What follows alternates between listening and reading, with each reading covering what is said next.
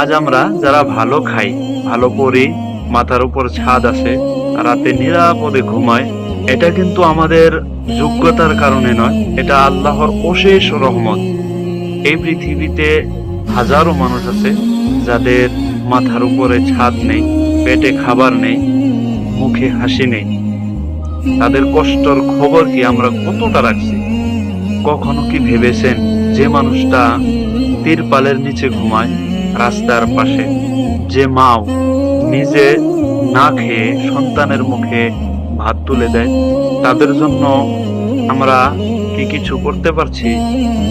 বন্ধুরা, আমরা যদি প্রতিদিন একটা করে ভালো কাজ করি, একজন ক্ষুধার্তকে খাবার দেই, একজন অসহায়কে একটা চাদর দেই, একজন দরিদ্র শিশুর হাতে বই তুলে দেই, তাহলে এই সমাজটা বদলে যাবে। আপনার একটুখানি সহানুভূতি কাউকে নতুন জীবন দিতে পারে।